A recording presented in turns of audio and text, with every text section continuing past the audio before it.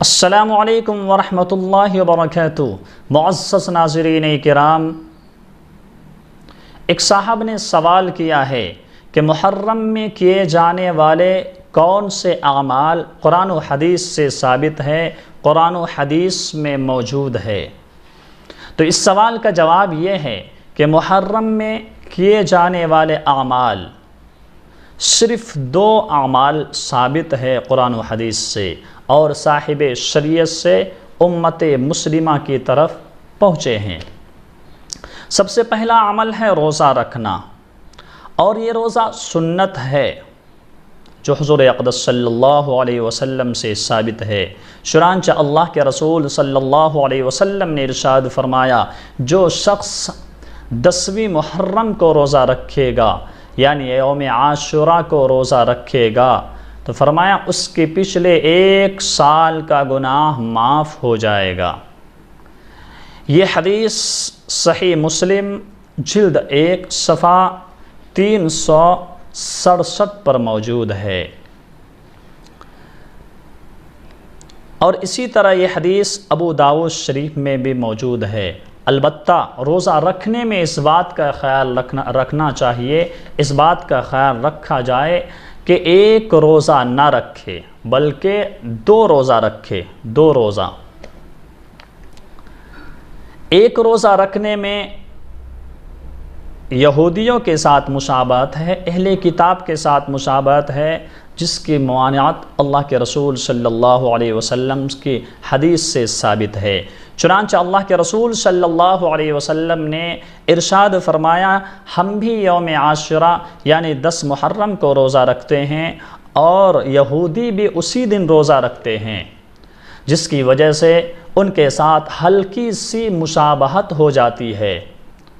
اس لیے اگر میں آئندہ سال زندہ رہا تو صرف عاشوراء کا روزہ نہیں رکھوں گا، 10ویں محرم کا روزہ صرف نہیں رکھوں گا، بلکہ اس کے ساتھ ایک روزہ اور بھی ملاؤں گا۔ 9 محرم کا روزہ یا 11 محرم کا روزہ ان کے ساتھ ملا کر میں رکھوں گا، تاکہ یہودیوں کے ساتھ مشابہت ختم ہو جائے۔ یہ ایک عمل ثابت ہے۔ دوسرا عمل ہے یہ کہ اپنے اہل و عیال پر، اپنی فیملی پر، اپنے گھر کے ممبران پر وسعت کے ساتھ خرچ کرنے چاہیے، اچھے سے اچھے اس دن کھانا پکا کر اپنے اہل و عیال، اپنی فیملی کو کھلانا چاہیے۔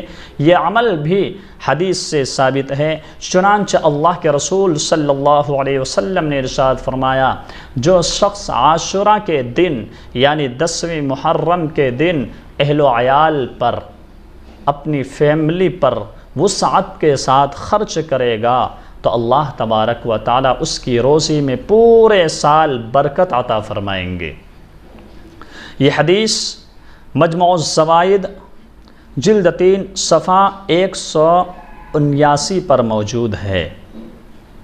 اسی طرح یہ حدیث سنن بیہقی میں بھی موجود ہے، اور یہ مسئلہ فتویٰ دارالعلوم زکریا صفحہ 77 پر موجود ہے۔ تو محرم میں کیے جانے والے اعمال صرف 2 عمل ثابت ہے۔ نمبر 1 روزہ رکھنا، نمبر 2 اپنے اہل و عیال پر خرچ کرنا۔ ان کے علاوہ جو بھی عمل ہے، جو بھی کام ہے، اس کا ثبوت قرآن و حدیث میں موجود نہیں ہے۔ اس وجہ سے ان دونوں اعمال کے علاوہ دوسرے اعمال کے کرنے سے ہم سب کو بچنا چاہیے، اور دوسروں کو بھی ان سے بچانا چاہیے۔ اللہ ہم سبھی کو عمل کی توفیق مرحمت فرمائے۔ اخیر میں گزارش ہے کہ اگر آپ یوٹیوب پر ہیں تو ہمارے چینل کو سبسکرائب کریں، اور اگر فیس بک اور انسٹاگرام پر ہیں تو پیج کو فالو کریں۔